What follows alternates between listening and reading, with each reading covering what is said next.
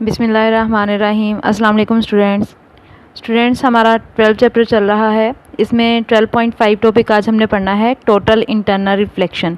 अब ये एक न्यू टर्म है हमारे लिए कि टोटल इंटरनल रिफ्लेक्शन क्या होती है, इसमें हम क्या पढ़ेंगे। तो टोटल इंटरनल रिफ्लेक्शन में हम इसकी डेफिनेशन देखेंगे, हम इसकी कंडीशंस देखेंगे कि टोटल इंटरनल रिफ्लेक्शन कब होती है, और उसके बाद हम इसकी एप्लीकेशंस को डिस्कस करेंगे कि टोटल इंटरनल रिफ्लेक्शन की एप्लीकेशंस क्या हैं, ये कहाँ कहाँ पे यूज़ है इसका। ठीक है, तो ये सबसे पहले हम इसका इंट्रोडक्शन देख लेते हैं। सबसे पहले हम ये देख लेते हैं कि टोटल इंटरनल रिफ्लेक्शन है क्या। इसमें मैं आपको पहले इसमें केसेस को डिस्कस करूँगी, इसके बाद आपको मैं डेफिनेशंस बताऊँगी इसकी, और नेक्स्ट इसका जो है वो एक्सप्लेन करूँगी। तो सबसे पहले आपको साइड पे यहाँ पे डायग्राम्स नज़र आ रही होंगी। इसमें अगर ये लॉन्ग में आता है, ये लॉन्ग में आता भी है और इम्पोर्टेंट है। तो इसमें सबसे पहले आपने इसकी डेफिनेशन राइट करनी होगी, उसके बाद इसकी एक्सप्लेनेशन में, और साथ में ये इसके 3 कंडीशंस कह सकते हैं आप, या 3 केसेस कह सकते हैं। तो भी डायग्राम आप लोगों ने 1 बाय 1 एक्सप्लेन करना होगा। ठीक है, तो इसमें सबसे पहले हम बात कर लेते हैं ए डायग्राम की। इसमें सबसे पहले हमने क्या कंसीडर करना है, हमने मीडियम लिया। ठीक है, उस मीडियम, कौन सा मीडियम लिया, हमने ग्लास लिया। ये हमारे पास एक ग्लास की स्लैब है जो कि हमने इस तरह से रख दिया। ठीक है, उसके बाद यहाँ पे जो ये ब्लू वाला आपको नज़र आ रहा है, ये सारा हमारे पास क्या है, ग्लास है। यहाँ पे मीडियम क्या होगा, ग्लास होगा, और बाकी जो एरिया है यहाँ पे हमारे पास मीडियम क्या है, एयर है। अब पहले जो हमने रिफ्लेक्शन या रिफ्रैक्शन हमने पढ़ा था, तो उसमें हमने ये डिस्कस किया था कि हमारे पास जो इंसिडेंट रे है वो रेयर मीडियम से डेंसर मीडियम तक आती थी। अब यहाँ पे हमने ये देखना है कि जो इंसिडेंट हमारे पास रे है, ये डेंसर से रेयर में जाएगी। डेंसर का मतलब कौन सा मीडियम है, इसका मतलब वो मीडियम यानी कि ग्लास है जो कि डेंसर है, जिसके पार्टिकल्स क्लोज हैं। ठीक है, और एयर रेयर मीडियम है जिसके पार्टिकल्स क्या हैं, जो कि गैस है, जिसके पार्टिकल्स दूर दूर हैं। तो यहाँ से हमारे पास जो इंसिडेंट रे है वो डेंसर से रेयर की तरफ जाएगी।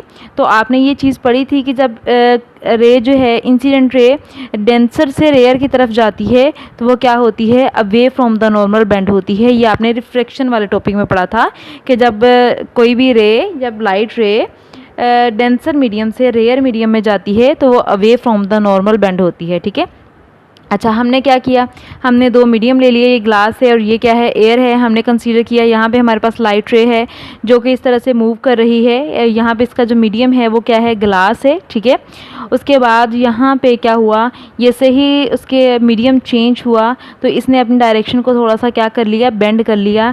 ये इसने अपनी डायरेक्शन को चेंज कर लिया। ठीक है, थोड़ी सी ये क्या हो गई, बेंड हो गई। किस तरफ बेंड हुई, away from the normal bend हुई। ये इस तरह से बेंड हो गई लाइट रे। तो इस रे को हम रिफ्रैक्टेड रे कहेंगे और इस रे को हम इंसिडेंट रे कहेंगे। रिफ्रैक्टेड रे और इंसिडेंट रे दोनों की डेफिनेशंस आप पहले पढ़ चुके हैं। ठीक है, अब हमने क्या करना है, अब हमने इनके एंगल्स मेजर करने हैं। तो एंगल्स को मेजर करने के लिए मैंने आपको बताया था कि हम क्या ड्रॉ करते हैं, हम एक नॉर्मल ड्रॉ करते हैं। नॉर्मल जो होता है वो किस तरह से ड्रॉ करना होता है, वो वाली लाइन जिसका एंगल इस सरफेस के साथ 90 डिग्री का बने उसको हम क्या बोलेंगे, नॉर्मल बोलेंगे। ठीक है, तो अब ये हमने क्या किया, नॉर्मल ड्रॉ किया। अब इस नॉर्मल का इस सरफेस के साथ जो एंगल बन रहा है यहाँ पे वो 90 डिग्री का बन रहा है, तो हमने यहाँ पे नॉर्मल ड्रॉ कर लिया। ठीक है, अब हमने एंगल ऑफ इंसिडेंस और एंगल ऑफ रिफ्लेक्शन देखने हैं। तो किस तरह से रिफ्रैक्शन है यहाँ पे, तो एंगल ऑफ इंसिडेंस और एंगल ऑफ रिफ्रैक्शन देखेंगे। तो ये देखें, यहाँ पे हमारे पास ये हमारे पास नॉर्मल के साथ जो एंगल बना ये इंसिडेंट एंगल बना, और ये वाला जो नॉर्मल के साथ एंगल बना रिफ्रैक्टेड रे का, ये हमारे पास कौन सा एंगल बना, रिफ्रैक्टेड एंगल बना। ठीक है, अब ये हमारे पास केस है जब एंगल ऑफ इंसिडेंस जो होगा वो लेस देन होगा क्रिटिकल एंगल से। अब क्रिटिकल एंगल मैं आपको नेक्स्ट बताती हूँ क्या होता है। यहाँ पे हम पहले ग्लास की बात कर रहे हैं, तो ग्लास का जो एंगल होता है, यो क्रिटिकल एंगल होता है वो अप्रोक्सीमेट 42 होता है। ठीक है, तो इसका मतलब ये है कि यहाँ पे अगर आप ये लिख लें कि एंगल ऑफ इंसिडेंस जो है वो लेस देन है 42 से, तो अगर एंगल ऑफ इंसिडेंस 42 से लेस होगा, छोटा होगा, तो क्या, कौन सा प्रोसेस होगा, रिफ्रैक्शन का होगा, यहाँ पे रिफ्रैक्शन होगी। ठीक है, ये कंडीशन है कि अगर एंगल ऑफ इंसिडेंस 42 के एंगल से छोटा होगा, 42 से छोटा होगा एंगल ऑफ इंसिडेंस, तो वहाँ पे क्या होगी, रिफ्रैक्शन होगी। अब उसके बाद सेकंड केस में अगर हम देखते हैं कि अगर हमारे पास angle of incidence is equal to हो जाए 42 के, तो फिर क्या होगा, यहाँ पे मैं सी की जगह पे 42 बोल रही हूँ क्योंकि ग्लास के लिए इसकी फिक्स वैल्यू होती है अप्रोक्सीमेट 42। ठीक है, तो अब यहाँ पे एंगल ऑफ इंसिडेंस जो है वो इज इक्वल टू 42 है। अब हमने ये देखना है कि जब एंगल ऑफ इंसिडेंस 42 के इक्वल होता है तो क्या होता है। तो यहाँ पे हमने सेम वही कंडीशन ले ली कि हमारे पास मीडियम है, ग्लास है, दूसरा मीडियम है, एयर है, और लाइट रे उसी तरह से डेंसर मीडियम से रेयर मीडियम की तरफ जा रही है। तो यहाँ पे जब ये डेंसर में थी तो ये हमारे पास कौन सी रे है, इंसिडेंट रे है, और जैसे ही ये बाउंड्री पे आई तो ये आगे मूव नहीं की, ना तो ये रिफ्लेक्ट हुई, बल्कि इसने क्या करना शुरू कर दिया, इसने इसी बाउंड्री पे मूव करना शुरू कर दिया। ठीक है, यानी कि ये इस तरह से बेंड, ये है तो रिफ्लेक्टेड रे ही, रिफ्लेक्शन ही है, लेकिन इसने क्या किया, इसने इस बाउंड्री पे यानी कि इस मीडियम की बाउंड्री पे क्या करना शुरू कर दिया, मूव करना शुरू कर दिया। मतलब क्या हुआ, मतलब ये कि जब एंगल ऑफ इंसिडेंस 42 से छोटा था तो जो रिफ्रैक्टेड एंगल था वो भी क्या था, छोटा था। अब क्या हुआ, अब इंसिडेंस एंगल जो है वो 42 के इक्वल हो गया, तो हमारे पास रिफ्रैक्टेड एंगल क्या हो गया, बड़ा हो गया। देखें ना, यहाँ पे एंगल आपको नज़र आ रहा है कि छोटा है, और यहाँ पे रिफ्रैक्टेड एंगल क्या हो रहा है, यहाँ पे आपको लग रहा है, नज़र आ रहा है कि 90 डिग्री का है। ठीक है, अच्छा, अब हमने क्या किया, अब हमने एंगल को मेयर करने के लिए क्या करना है, नॉर्मल ड्रॉ करना है। जब नॉर्मल ड्रॉ किया तो एंगल ऑफ इंसिडेंस यहाँ पे हमारे पास किसके इक्वल होगा, 42 के। ठीक है, यहाँ पे एंगल ऑफ इंसिडेंस 42 से छोटा है, और यहाँ पे कितना है, 42। यानी कि अगर एंगल ऑफ इंसिडेंस छोटा होगा तो रिफ्रैक्टेड एंगल भी छोटा होगा, अगर एंगल ऑफ इंसिडेंस ज़्यादा हो जाएगा तो रिफ्रैक्टेड एंगल भी क्या हो जाएगा, ज़्यादा हो जाएगा। ठीक है, अब हमारे पास यहाँ पे 42 आ गया एंगल ऑफ इंसिडेंस, और एंगल ऑफ रिफ्रैक्शन कितना बन गया, 90 डिग्री का, क्योंकि इस बाउंड्री पे मूव कर रही है रिफ्रैक्टेड रे, तो ये कितना बन गया, 90 डिग्री का एंगल बन गया। ठीक है, अब ऐसी कंडीशन जिसमें रिफ्रैक्टेड रे जो है वो 90 डिग्री के एंगल पे या 90 डिग्री पे मूव करना स्टार्ट कर दे, उसको हम बोलते हैं क्रिटिकल एंगल। ठीक है, उसको क्या बोलेंगे, क्रिटिकल एंगल, यानी वो मीडियम या वो एंगल जिसमें रिफ्रैक्टेड रे जो है वो 90 डिग्री पे मूव करना स्टार्ट कर दे, तो वो हमारे पास कौन सा एंगल बोलते हैं, उसको क्रिटिकल एंगल बोलते हैं। तो यहाँ पे क्रिटिकल एंगल फिर कितना हुआ, 42, क्योंकि ग्लास का क्रिटिकल एंगल कितना है, 42 है। जब 42 एंगल होगा तभी तो वो रिफ्रैक्टेड रे जो है वो इस तरह से बाउंड्री पे मूव करेगी ना। तो इसका मतलब ये हुआ कि वो अगर ऐसा एंगल, वो एंगल जिसकी वजह से रिफ्रैक्टेड रे जो है वो बाउंड्री पे मूव करे, वो 90 डिग्री के एंगल पे मूव करे, तो वो हमारे पास क्रिटिकल एंगल होता है। और ग्लास के लिए जो क्रिटिकल एंगल है वो 42 है। ये अलग से डेफिनेशन भी आती है क्रिटिकल एंगल की, तो उसमें आप ये डायग्राम भी साथ बना सकते हैं। ठीक है, तो टोटल इंटरनल रिफ्लेक्शन की हमने दो कंडीशंस डिस्कस की हैं। एक वो जब इंसिडेंस एंगल जो था वो लेस था क्रिटिकल एंगल से, यानी कि एंगल ऑफ इंसिडेंस लेस था 42 डिग्री से, और दूसरी वो कंडीशन जिसमें angle of incidence is equal to 42 degree, यानी कि क्रिटिकल एंगल के इक्वल था। अब हमने इसमें थर्ड कंडीशन जो है वो देखनी है। तो थर्ड कंडीशन में हम देखते हैं कि क्या है। थर्ड कंडीशन की अगर हम बात करें तो पहले में क्या था, लेस था, दूसरे में क्रिटिकल एंगल के इज इक्वल टू था इंसिडेंस एंगल। अब जो थर्ड केस होगा इसमें हमारे पास क्या होगा, इसमें एंगल ऑफ इंसिडेंस जो होगा वो क्रिटिकल एंगल से बड़ा होगा। ठीक है, तो अब हमने ये देखना है कि जब angle of incidence critical angle से बड़ा होगा तो फिर क्या होगा, इसमें हम चेक कर लेते हैं कि ये किस तरह का हमारे पास बनेगा। तो यहाँ पे आपको डायग्राम नज़र आ रही है, ये हमारे पास ग्लास है और ये क्या है, एयर है। और सेम हमने वैसे ही कंसीडर किया है इसमें भी कि लाइट रे जो है वो डेंसर मीडियम से रेयर मीडियम की तरफ जाएगी। तो अब यहाँ पे हमारे पास ये इंसिडेंट रे है, ये इस तरह से मूव कर रही है। अब यहाँ पे हमारे पास जो एंगल ऑफ इंसिडेंस है ये बड़ा हो गया है, किससे, 42 से। ठीक है, और यहाँ पे लाइट रे जैसे ही इस बाउंड्री पे आएगी तो ये रिफ्लेक्ट नहीं करेगी, बल्कि क्या हो जाएगी, इस तरह से रिफ्लेक्ट हो जाएगी, एक ख़ास एंगल पे क्या हो जाएगी, रिफ्लेक्ट हो जाएगी। देखिए ना, पहले 42 से क्या था, छोटा था, तो ये इस तरह से एंगल रिफ्लेक्टेड एंगल कम था। उसके बाद एंगल इंसिडेंस एंगल बड़ा हो गया, रिफ्लेक्टेड एंगल भी बड़ा हो गया 90 से। अब जाहिर सी बात है कि अगर इंसिडेंस एंगल जो है वो और बड़ा हो जाएगा तो अब ये इस तरफ से तो नहीं जाएगा ना, बल्कि ये किस तरफ आना शुरू हो जाएगा, 90 यहाँ पे था, तो अब ये इस तरफ को आना शुरू हो जाएगा। अब एंगल ऑफ इंसिडेंस और बड़ा हो गया तो रिफ्लेक्टेड, अब यहाँ पे कोई भी रिफ्लेक्शन नहीं होगी, बल्कि क्या होगी, रिफ्लेक्शन होगी इस खास एंगल पे। इसको हम बोलते हैं टोटल इंटरनल रिफ्लेक्शन। ठीक है, यहाँ पे एंगल ऑफ इंसिडेंस 42 से बड़ा हो गया, और ये हमारे पास लाइट रे जब यहाँ पे मीडियम के साथ इसके साथ टकराएगी तो पहले वाले मीडियम में वापस आ जाएगी, रिफ्लेक्ट नहीं होगी। तो इसको हम बोलते हैं टोटल इंटरनल रिफ्लेक्शन। ये इसकी थर्ड कंडीशन थी। तो अब यहाँ पे हमने क्या करना है, यहाँ पे पहले मैं इसमें आपको बता देती हूँ, एक रीडिंग है इसकी। When a ray of light travelling in denser medium enters into a rarer medium it bends away from the normal. इसको आप अंडरलाइन भी कर लेंगे, ये एमसीक्यूज़ के लिए भी आ सकता है कि जब लाइट रे जो है वो ट्रेवल करती है डेंसर मीडियम से रेयर मीडियम की तरफ तो वो किस तरह से बेंड होती है अवे फ्रॉम द नॉर्मल, जो कि मैं आपको सबसे पहले बता चुकी हूँ। If the angle of incidence i increases the angle of refraction r also increases. ये बात भी मैं आपको बता चुकी हूँ कि अगर एंगल ऑफ इंसिडेंस को हम इंक्रीज़ करते जाएंगे तो एंगल ऑफ रिफ्रैक्शन भी क्या होता जाएगा, इंक्रीज़ होता जाएगा, और यहाँ तक कि रिफ्रैक्शन की बजाय क्या हो जाएगी, रिफ्लेक्शन होना शुरू हो जाएगी।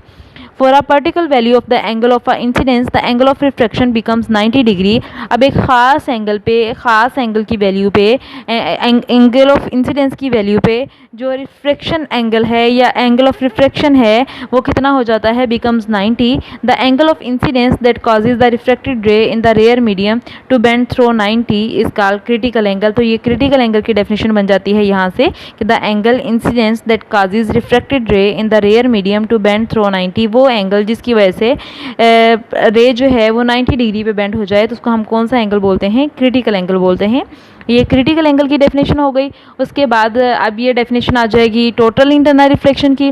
When the angle of incidence becomes larger than the critical angle, तो वही बात लास्ट केस की बात कर रहे हैं यहाँ पे कि जब एंगल ऑफ इंसिडेंस लार्जर हो जाएगा किससे, क्रिटिकल एंगल से, तो नो रिफ्लेक्शन अगर यहाँ पे कोई रिफ्लेक्शन नहीं होगी। The entire light is reflected back into the denser medium, तो लाइट क्या करेगी, उसी मीडियम में वापस आ जाएगी, और इस केस को हम क्या बोलेंगे, टोटल इंटरनल रिफ्लेक्शन बोलेंगे। ठीक है, तो ये इम्पोर्टेंट है लॉन्ग के लिए, शॉर्ट के लिए इसके केसेस के साथ आपने इसको एक्सप्लेन करना होगा।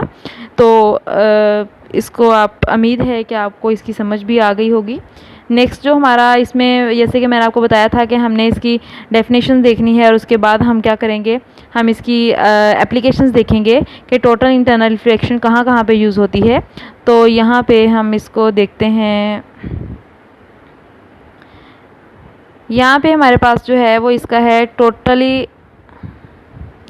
टोटल इंटरनल रिफ्लेक्टिंग प्रिज्म है जो इसकी एप्लीकेशन है, तो उसको हम देख लेते हैं।